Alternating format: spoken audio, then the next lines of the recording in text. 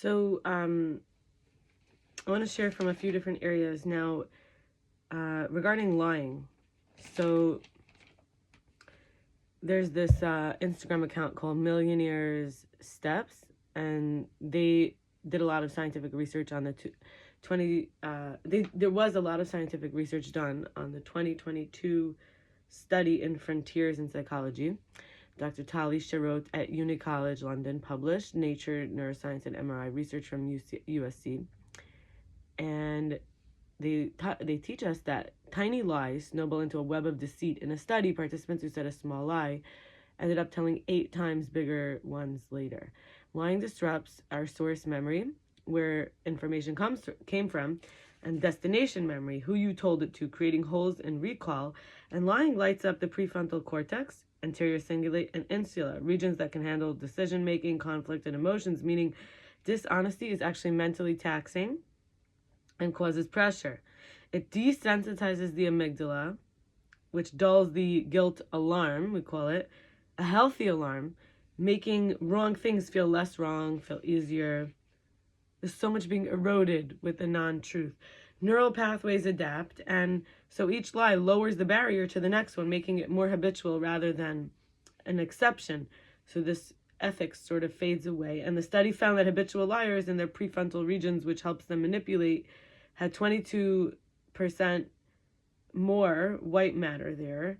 But that actually cripples their empathy and moral restraint. So the cost it seems very high. So it helps them to plan ahead and manipulate people, but then they actually end up losing out. Chronic lying is linked to false memory, similar to Alzheimer's and dementia. If that's not enough to stop lying, because even if you don't get caught, lying erodes intimacy, trust, and authentic connection, leading to a person feeling isolated even when they're not. And when we get down to it, the Virgo sign is a great sign to remember the truth, because Virgo is very in the details, detail-oriented, and a little bit perfectionist, a little bit guilt-oriented, like super ego level, like wanting to be perfect. So there's this teacher, Rishi, she talks about how Virgo season, which passed recently, we had Elul, then we had Libra, then now we're in Sagittarius, right? So we just... we finished Scorpio, and now we're in Sagittarius. Yeah. So it's time. So from that time, a few months ago, we should really have made a lot of progress with truth. And I remember from this time when I was in I go to 12-step meetings, doesn't matter which, but just for workshopping some of these. And I remember healing the scapegoat feeling, like it was being re-triggered for a deeper healing, the heartbreak of feeling unwanted, and yet going because, still craving that unconditional acceptance and positive regard. And even this guy who I was taking a break from, who now I'm not involved with anymore, but I got back in touch with him after that. I don't want to go back. It wasn't safe to receive. So what we're talking about here is safe to receive, the truth itself. If you need to lie and lie to others, you don't feel like you're safe. Everyone's safe to receive the truth, and the truth doesn't feel good. So it felt dangerous to me to keep getting so triggered by him, feeling violated, feeling unloved. It just kept hurting so much. So it was self-amends was to not go to him anymore. And when he would call me on private calls, I felt and now I feel I feel he's tried to reach me, but my phone has been dead or off at those times. Hashem is protecting me, my higher power, God is protecting me. So I feel he used to call then, it would go through, but I answered and say hello. It was no caller ID. I didn't know if he really cared. He just wanted to hear my voice. He wanted to show me he could still get me even though I blocked him. It was a game. But I also feel neither of us were ready for a relationship, especially because I kept having somebody who wasn't being full disclosure. He was keeping things from me and not telling me the truth, not opening up about himself, and he wasn't being transparent. He was doing bad things that were against the ethical nature of our relationship. Then he would say we're not in a relationship whenever you want to get away with it, but he had access to a woman, so it was a relationship. I was able to relate to him. I was the relationship. So now we don't have a relationship because I removed myself. Anyway, in the Zohar, we learn a mystical teaching that in number 296, parsha, portion, Shelach, if you wonder why silence is referred to by standing, it's because during speech there's 7 limbs that move. The heart, the lungs, the voice pipe, the tongue, the teeth, and the lips, and the flesh. So when in silenced, they all stay in their position, not without moving. Therefore, it's called silence as standing. On Instagram, hey Donachi, or HEYDONECE, People only attack what threatens them. If the source of your power is confidence, the attacks will look like humiliation and ridicule. If it's your sex appeal, it'll look like shaming you. If it's your authenticity, it'll look like isolation to pressure you into conformity. And I want to pause here for a second and let's make this real. Like, I felt like somebody wanted me to feel like humiliated, recognizing the power is confidence, okay? I recognize that somebody wanted to shame me, recognizing the power is sex appeal, or just being appealing. Okay, if it's authenticity, it'll look like isolation to pressure into conformity. So, yeah. If it's your perception, it'll attack your sanity, try to make you think you're crazy. And with authenticity, it'll try to make you feel like you're not good on your own. You have to conform. The way you're doing it isn't right. Or if it's your intuition, they'll attack your ability to trust yourself.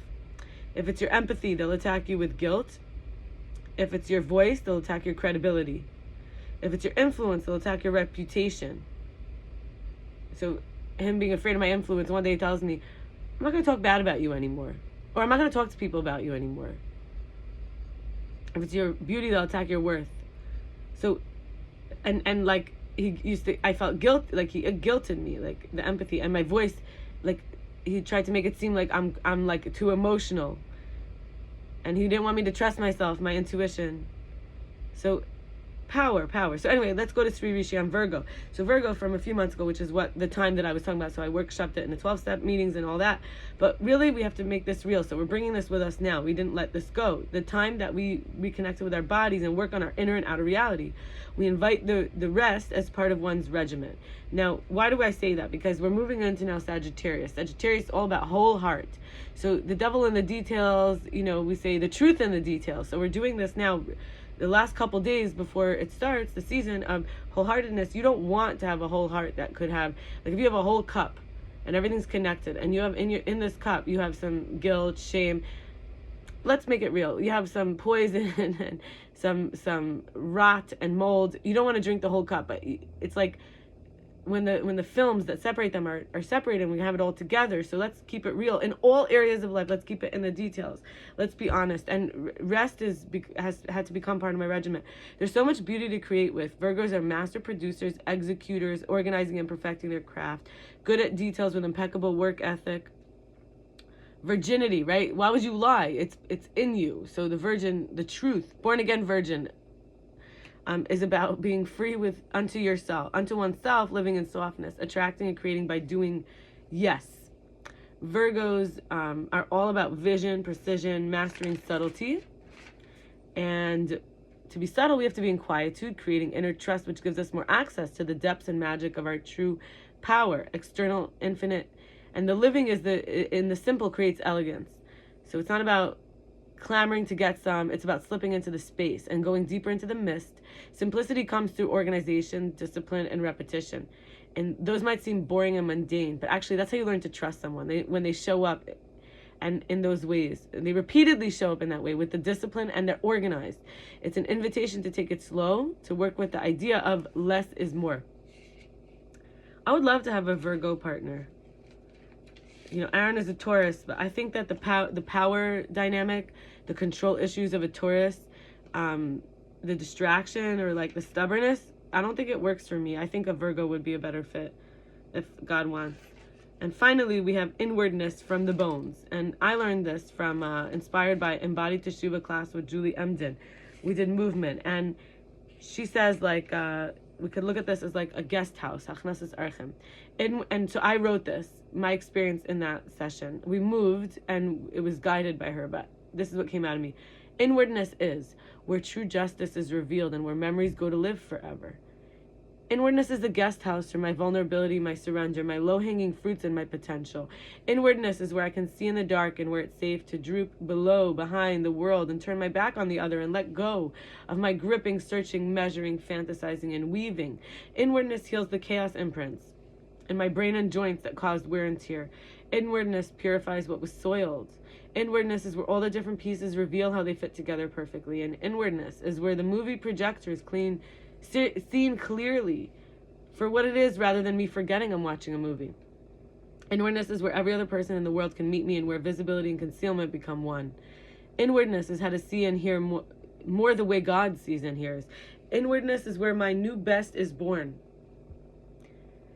Inwardness is where I can see how everyone and everything is a gift and how everyone and everything is connected. Inwardness is how I remember that everything is not just good, but a love somehow, some way. Inwardness is my home.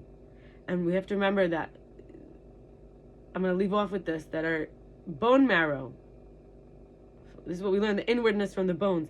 The white blood cells are produced from the bone marrow. And guess what? The lymph that circulates them in the body to differentiate what is me and what is not me. But we must go inward in order to get that immunity of who we really are.